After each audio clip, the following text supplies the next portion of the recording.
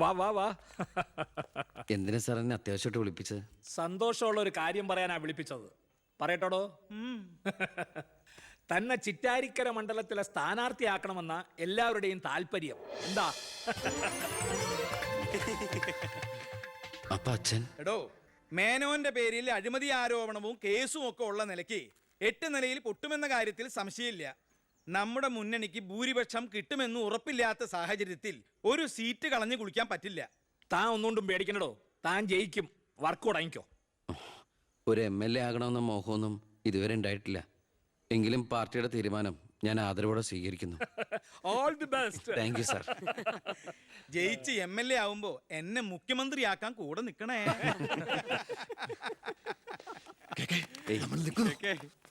ഞാൻ ജീവിച്ചിരിക്കുമ്പോ ചിറ്റാരിക്കര മണ്ഡലത്തിൽ പുതിയൊരു സ്ഥാനാർത്ഥിയെ കുറിച്ച് ചിന്തിക്കേണ്ട കാര്യമില്ല. അത് നടക്കില്ല. കഴിഞ്ഞ 25 കൊല്ലമായിട്ട് ഞാൻ MLA ആയിരുന്നു, മന്ത്രിയായിരുന്നു. പക്ഷെ ജനത്തിന് ഇപ്പൊ തിരിച്ചറിവ് വന്നു തുടങ്ങി. എന്നെ ഓരോ സീറ്റും വിലപ്പെട്ടതാ. വാശിപ്പുറത്ത് അത് വെറുതെ പാഴാക്കി കളയരുത്. പോടാ അവിടുന്ന്.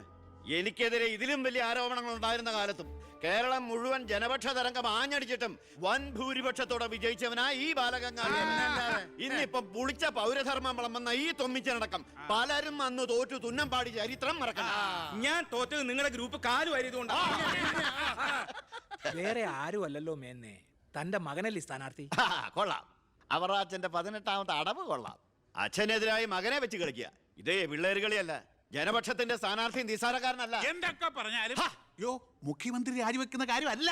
പിന്നെ ചിറ്റാരിക്കര മേനോൻ സാറിന് തന്നെ വേണം. അതൊഴികെ മറ്റെല്ലാ സ്ഥാനാർത്ഥികളെയും നമുക്ക് അംഗീകരിക്കാം. പക്ഷേ മേനോൻ സാറിനെ മാറ്റി നിർത്തിക്കൊണ്ടുള്ള ഒരു ഒത്തുതീർപ്പിനും ഞങ്ങൾ ആരും തയ്യാറില്ല. അതെ, മേനോനെ സ്ഥാനാർത്ഥിയാക്കിക്കൊണ്ടുള്ള ഒരു ഒത്തുതീർപ്പിന് ഞങ്ങൾ നേരല്ല. പാർട്ടി പുലർത്തി പോകാൻ നിന്നവരവര്. തെരഞ്ഞെടുപ്പ് പെട്ടെന്ന് വന്നപ്പോ ഇവിടെ തന്നെ കൂടി. ഈ മുന്നണി വിട്ടു എന്നാൽ പൂ വിട്ട് സ്വീകരിക്കും ജനപക്ഷ മുന്നണി.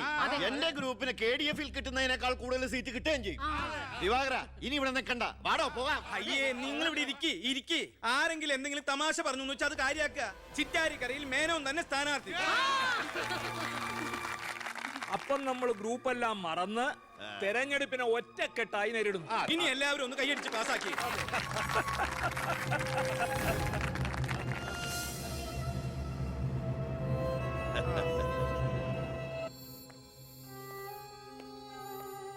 വിഷമിക്കണ്ടടോ, താൻ ചെറുപ്പമല്ലേ, ഇനി അവസരമുണ്ട് ഒരുപാട്. എനിക്കൊരു വിഷമമില്ല സാർ. ഒരു MLA ആകാൻ വേണ്ടി വ്രതം നോറ്റടക്കുന്ന ഒരാളല്ല ഞാൻ. അധികാരത്തിന്റെ അപ്പകഷ്ണം കിട്ടാൻ ചെയ്തു കൂട്ടിയ നെറുകേടുകളൊക്കെ പരസ്പരം മറക്കും, എല്ലാം പൊറുക്കും, എല്ലാവരും ഒന്നാക്കും. അധികാരം കിട്ടിക്കഴിയുമ്പോൾ പിന്നെയും തമ്മിൽ തല്ലും, പിരിയും. പക്ഷേ കൂടെ നിൽക്കുന്ന എന്നെ പോലുള്ള അണികൾക്ക് അത് ചിലപ്പോൾ ഉൾക്കൊള്ളാൻ കഴിഞ്ഞെന്ന് വരില്ല, എളുപ്പം ദഹിച്ചെന്ന് വരില്ല. വരട്ടെ സാർ.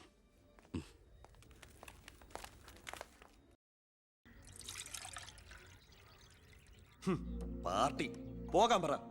അവരവരുടെ സീറ്റ് നിലനിർത്താൻ വേണ്ടി എല്ലാം മറന്ന് അവരൊന്നായി. തന്തയ്ക്ക് പറക്കാത്ത വർക്കം. ഈ നാറിയ രാഷ്ട്രീയ വ്യവസ്ഥയാണ് എതിർക്കേണ്ടതും പൊളിക്കേണ്ടതും. ഞങ്ങളുടെ ഒരു അഭിപ്രായം പറയട്ടെ, നീ സ്വതന്ത്രനായിട്ട് മത്സരിക്കണം.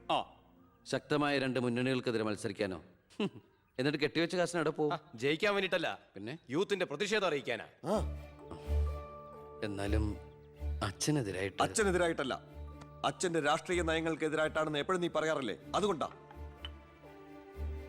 പോലീസുകാർക്ക് രാഷ്ട്രീയം പാടില്ലെന്നാ. എങ്കിലും ഒന്ന് പറയാം, ഞാൻ ഇവരുടെ അഭിപ്രായത്തോട് പൂർണ്ണമായി യോജിക്കുന്നു. എന്താടോ, മത്സരിച്ചുകൂടെ? അധികാരമില്ലാതെ താൻ ഇവിടെ കിടന്ന് വിളിച്ചു കൂവിയിട്ടും പോരാടിയിട്ടും ഇവിടെ ഒരു മാറ്റവും സംഭവിക്കാൻ പോകുന്നില്ല. തന്നെ പോലെ സാമൂഹ്യ ബോധവും നിശ്ചയദാർഢ്യവും തന്റെ ഉള്ളതിന് മുമ്പിൽ നെഞ്ചു വിരിച്ചെന്ന് സല്യൂട്ട് ചെയ്തിട്ട് ഒരൊറ്റ ദിവസമെങ്കിലും അന്തസ്സോടെ ജോലി ചെയ്യണമെന്ന് ആഗ്രഹം ഉണ്ടോ? പിന്നെ ഈ ജയവും പരാജയവും ഒക്കെ നമ്മൾ ദൈവത്തിന് വിടുന്നു. 1000 വോട്ടേ തനിക്ക് കിട്ടിയുള്ളൂവെങ്കിലും ആ 1000 പേരും തന്റെ ഒപ്പമാ, തന്റെ നേതൃത്വം അംഗീകരിച്ചവരാ. അത് മതിയടോ സാർ. ഞാൻ വേണ്ട, താൻ ഒന്നും പറയണ്ട. ഇത് ഞങ്ങളുടെ തീരുമാനം, അനുസരിക്കണം. ഞങ്ങളുണ്ട് കൂടെ.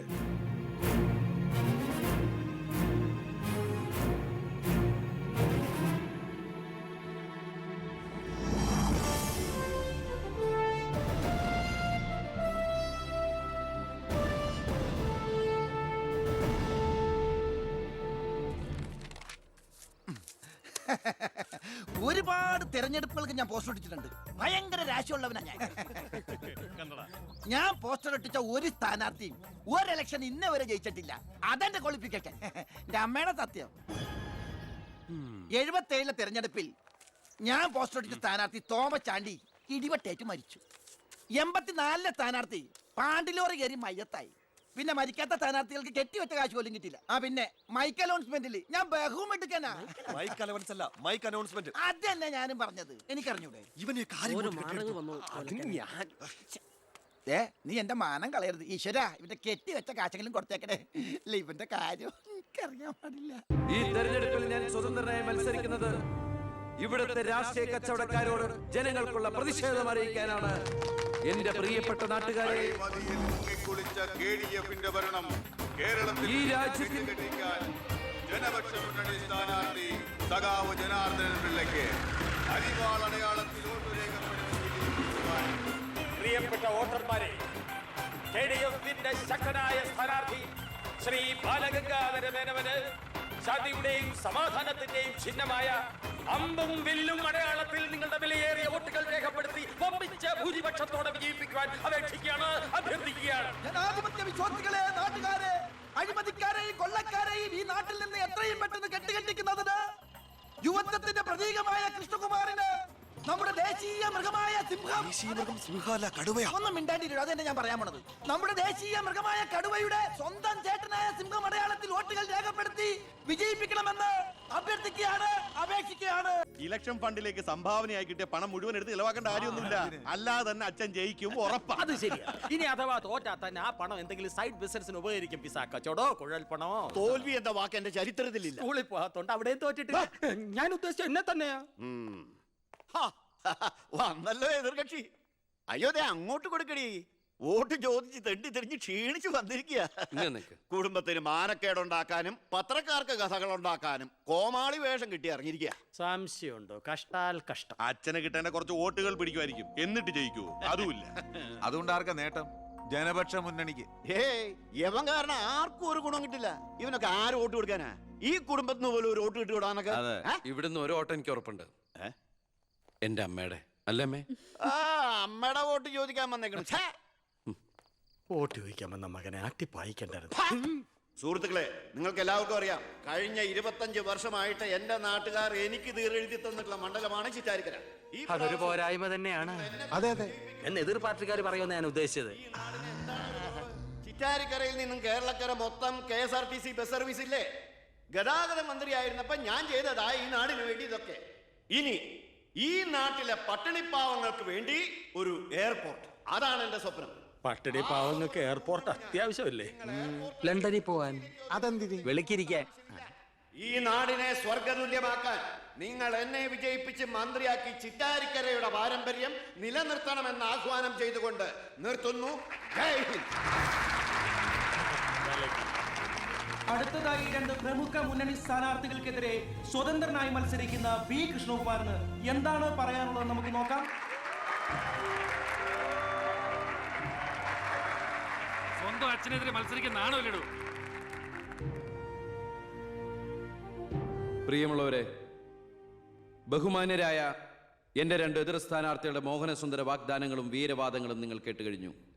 നടക്കാത്ത വാഗ്ദാനങ്ങൾ നൽകി നിങ്ങളെ വഞ്ചിക്കാൻ ഞാൻ തയ്യാറല്ല. പക്ഷേ ഒരു കാര്യം നിങ്ങളെ അറിയിക്കാൻ ഞാൻ ഈ അവസരം ഉപയോഗിക്കുകയാണ്. ശക്തമായ 2 മുന്നണികൾക്കെതിരെ മത്സരിക്കുന്ന ഒരു സ്വതന്ത്ര സ്ഥാനാർത്ഥിയാണ് ഞാൻ. വിജയ സാധ്യത വളരെ കുറവായി എനിക്ക് ഇവിടുത്തെ പല പ്രമുഖ വ്യവസായികളും പ്രമാണിമാരും കുറച്ച് പാരിതോഷികങ്ങൾ തന്നിട്ടുണ്ട്.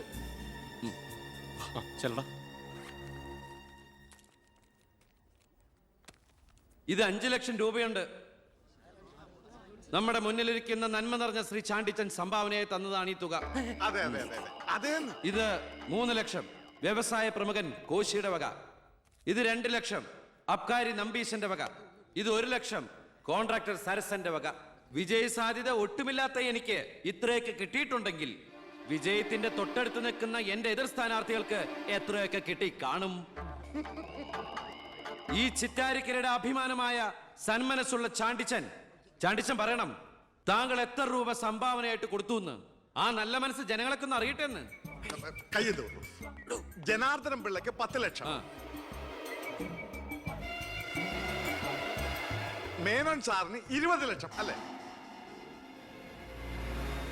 സത്യമാണെന്നാണ് പറയല്ല. പണം പിടിച്ചു. Thank you Chandichan. കർത്താവ് തരുന്നു, ഞാനത് കൈനീട്ടി വാങ്ങിക്കുന്നു. എങ്ങനെയുണ്ട്? TV-യിൽ വരുവാ. കേട്ടല്ലോ.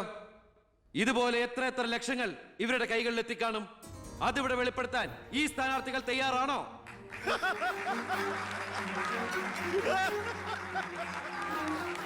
ബഹുമാന്യരെ, ഈ പണം കൊണ്ട് എന്റെ പോസ്റ്ററുകൾ അച്ചടിച്ച് ഈ മണ്ഡലം മുഴുവൻ ഒട്ടിക്കാം, ബാനറുകൾ കെട്ടാം, വോട്ടുകൾ വിലയ്ക്ക് വാങ്ങാം. പക്ഷേ ഞാനത് ചെയ്യില്ല. 25 കൊല്ലമായിട്ട് നിങ്ങൾ ജയിപ്പിച്ചു വിടുന്ന ശ്രീ ബാലഗംഗാധര മേനോന്റെ മണ്ഡലത്തിലെ ജനറൽ ഹോസ്പിറ്റലിൽ ഒരു ആംബുലൻസ് ഉണ്ടോ? അത്യാവശ്യ സൗകര്യങ്ങളുണ്ടോ? പ്രിയമുള്ളവരെ, ചാണ്ടിച്ചെന്ന 5 ലക്ഷം രൂപ ഇവിടുത്തെ ജനറൽ ഹോസ്പിറ്റലിന് ആംബുലൻസിനും മറ്റുള്ള സൗകര്യങ്ങൾക്കും വേണ്ടി ചാണ്ടിച്ചിന്റെ പേരിൽ ഞാനിത് ഇന്ത്യ വിഷൻ ഏൽപ്പിച്ചുകൊള്ളുന്നു. ഞാൻ സമ്മതിക്കൂല. സുഹൃത്തുക്കളെ, ബാക്കിയുള്ള ഈ തുക പാവപ്പെട്ട കുട്ടികളുടെ പഠിപ്പിനും ഭക്ഷണത്തിനും അതുപോലെ ആരോരുമില്ലാത്ത വൃദ്ധജനങ്ങളുടെ സൗജന്യ ചികിത്സയ്ക്കുമായി ഈ തുക തന്ന ആളുകളുടെ പേരിൽ തന്നെ ഞാനിത് ഇന്ത്യ വിഷന് കൈമാറുന്നു. ജയ് ഹിന്ദ്.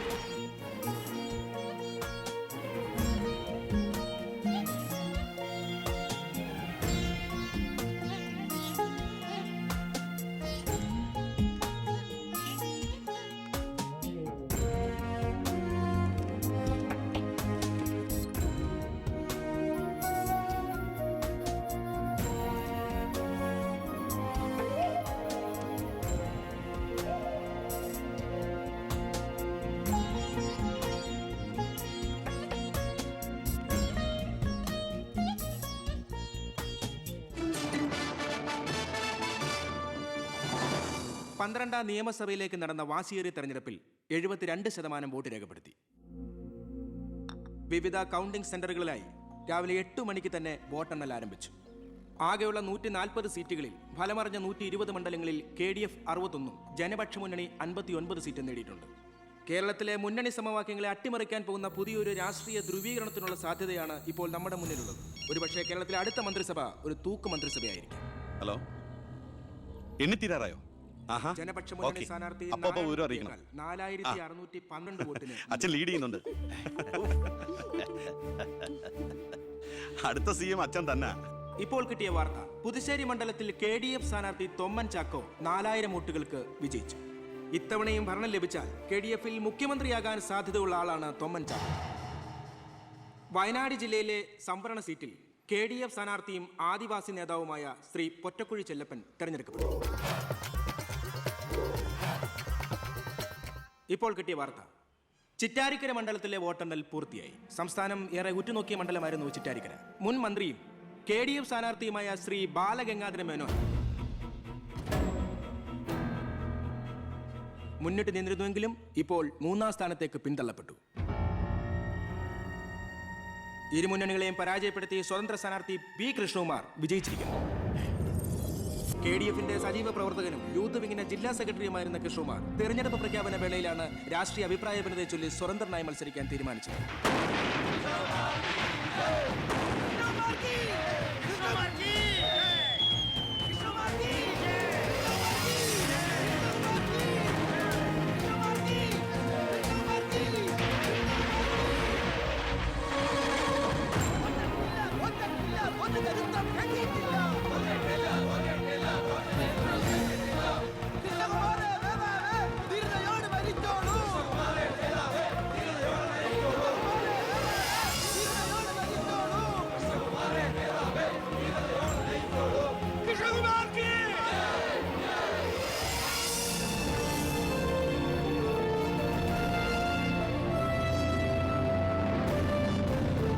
നമസ്കാരം. പ്രധാന വാർത്തകൾ.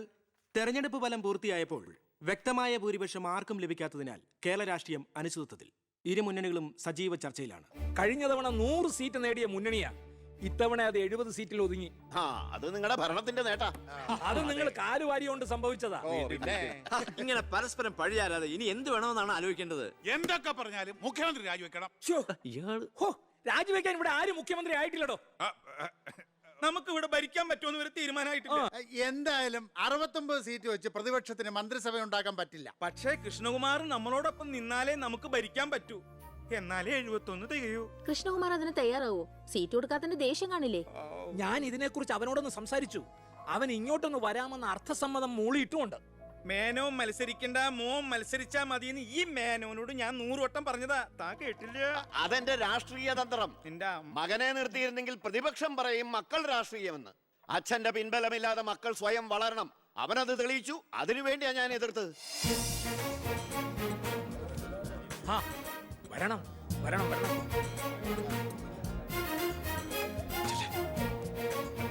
മിടുക്കൻ മിടുക്കൻ. എന്നോട് പിണക്കൊന്നുമില്ലല്ലോ. എന്തിന്?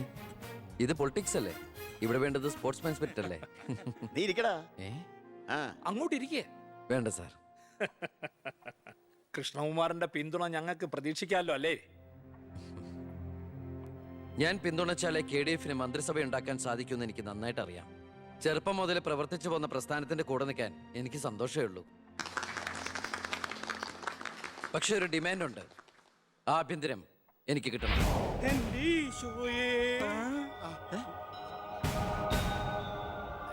ഞാൻ ആ കാര്യം പറയാനിരിക്കായിരുന്നു. Home minister ആകാനോ? അത് നടപ്പില്ല. മന്ത്രി ആകണമെങ്കിലേ വകുപ്പിനെ കുറിച്ച് അറിയണം, പ്രവൃത്തി വരികയോ വേണം. ആരതൊക്കെ പഠിച്ചിട്ട് ഇവിടെ മന്ത്രിയാണത്? ദിവാരേട്ടൻ ഗതാഗത മന്ത്രിയായിട്ട് ഇരുന്നിട്ടില്ലേ? പണ്ടങ്ങോ ബസ്സിൽ കയറിയതാണോ പ്രവൃത്തി പരിചയം? വണ്ടി ഓടിക്കാൻ അറിയോ ദിവാരേട്ടന്? വേണ്ട. ആക്സിലേറ്റർ ക്ലച്ചും ബ്രേക്കും തിരിച്ചറിയോ? ഇല്ല. ഇതായിരിക്കണേ കിഴിപ്പുള്ളി സാറ്. പണ്ട് വിദ്യുച്ഛക്തി വകുപ്പ് കൈകാര്യം ചെയ്തിരുന്ന ആളല്ലേ? ഒന്ന് ചോദിച്ചോട്ടെ, ഈ വിദ്യുച്ഛക്തി എങ്ങനെ ഉണ്ടാക്കുന്നേ? പറയട്ടോ. അത് വെള്ളത്തിന്ന് ആണോ? പിന്നെന്താ വെള്ളത്തിൽ തൊട്ട ഷോക്ക് അടിക്കാത്ത? പറയാൻ അതൊക്കെ എന്തിനാ നമ്മൾ അറിയുന്നേ? സ്വിച്ച് ഇട്ടാ കറണ്ട് വരുന്നുണ്ടോ? അത് മാത്രം അറിഞ്ഞാൽ മതി. അതറിയില്ല. യവൻ പറയുന്നതിലും കാര്യമുണ്ടെന്നേ. പിന്നെന്താ ഷോക്ക് അടിക്കാത്ത? നമ്മളെന്തിനാ വല്ലവന്റെയും കാര്യം ആലോചിച്ച് തല ഉണ്ടാക്കുന്നേ? ഏതൊരു ജോലിക്കുണ്ട് യോഗ്യത ടെസ്റ്റ്. സത്യത്തിൽ മന്ത്രിയാകാനും വേണം ഒരു പരീക്ഷ. ഈ IAS IPS ഒക്കെ പോലെ IIPS, Indian institute of political science, അത് പഠിക്കണം. അല്ലെങ്കിൽ വേണ്ട. മിനിമം യോഗ്യത 10ാം ക്ലാസ് പാസ്സാവണമെന്ന് പറഞ്ഞാൽ ഇവിടെ ഇരിക്കുന്ന പലരും ഓടിപ്പോണ്ടി വരും. ഈ തെരഞ്ഞെടുപ്പ് എന്ന് പറയണത് തന്നെ ഒരു പരീക്ഷയാ. ആ പരീക്ഷ പാസ്സായവർക്ക് മാത്രമേ മന്ത്രിയാവാൻ പറ്റൂ. അതൊരു പരീക്ഷയല്ല സാറ്, പരീക്ഷണമാണ്. ഇവനെങ്കിലും ശരിയാവോ എന്നുള്ള ജനങ്ങളുടെ പരീക്ഷണം.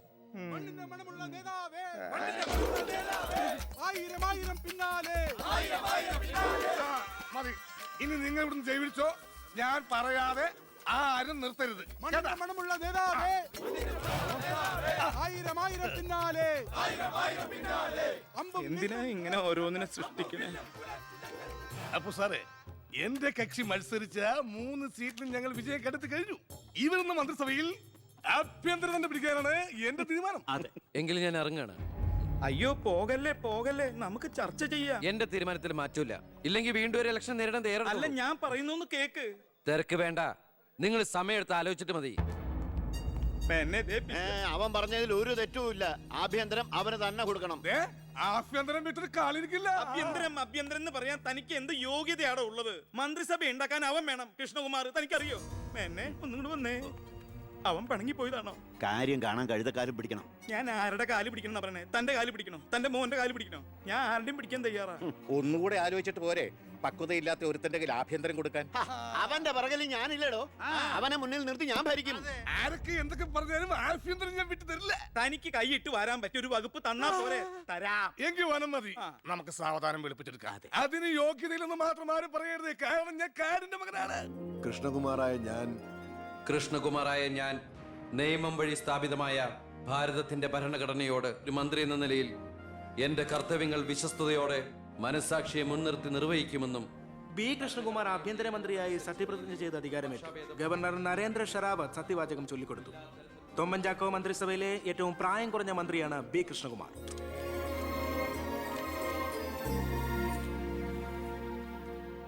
പുരകത്തുമ്പോൾ വാഴ വെട്ടുന്നു എന്ന രീതിയിലല്ലേ ഭൂരിപക്ഷം തികയ്ക്കാൻ ബുദ്ധിമുട്ടിയ KDF-ൽ നിന്നും നിങ്ങൾ ആഭ്യന്തരമന്ത്രി സ്ഥാനം വില പറഞ്ഞു വാങ്ങിച്ചത്? എനിക്ക് കിട്ടിയ അവസരവും ഉപയോഗിച്ചു എന്നുള്ളത് ശരിയാണ്. അത് പക്ഷേ എന്റെയും കുടുംബത്തിന്റെയും സാമ്പത്തിക ഭദ്രത അരക്കെട്ടുറപ്പിക്കാനോ അധികാര ദുർവിനിയോഗത്തിനോ അല്ല, മറിച്ച് എനിക്ക് കിട്ടിയ ഈ അധികാരം ജനനന്മയ്ക്കായി വിവേകത്തോടെ ഉപയോഗിക്കാനാണ്. അച്ഛനെതിരെ മത്സരിച്ചപ്പോഴുണ്ടായ മാനസികാവസ്ഥ? ഞാൻ അച്ഛനെതിരായിട്ടല്ല, അച്ഛന്റെ രാഷ്ട്രീയ നയങ്ങൾക്കെതിരെയാണ് മത്സരിച്ചത്. രാഷ്ട്രീയം വ്യക്തിനിഷ്ഠമല്ല. അച്ഛനെ തോൽപ്പിച്ചപ്പോൾ എന്ത് തോന്നി? ഞാനല്ലോ തോൽപ്പിച്ചത്, ജനങ്ങളല്ലേ. രാഷ്ട്രീയക്കാർ കൊള്ളരുതായ്മ കാണിച്ചാൽ വോട്ടിങ്ങിലൂടെ പുറത്താക്കാൻ ജനങ്ങൾക്ക് അവകാശമുണ്ട്. അപ്പോൾ താങ്കളുടെ അച്ഛൻ ശ്രീ ബാലഗംഗാധരൻ മേനോൻ ഒരു കൊള്ളരുതാത്തവരും അഴിമതിക്കാരും ഒക്കെ ആണെന്നാണോ ബഹുമാനപ്പെട്ട മന്ത്രി പറയുന്നത്? ഞാനൊരു വ്യക്തിയല്ല ഉദ്ദേശിച്ചത്, അച്ഛൻ കുറ്റവിമുക്തനാണെന്ന് തെളിയിക്കപ്പെട്ട താങ്കൾ ഈ മന്ത്രിസ്ഥാനം ഒഴിഞ്ഞ് അദ്ദേഹത്തിന് വീണ്ടും ഒരു അവസരം നൽകുമോ?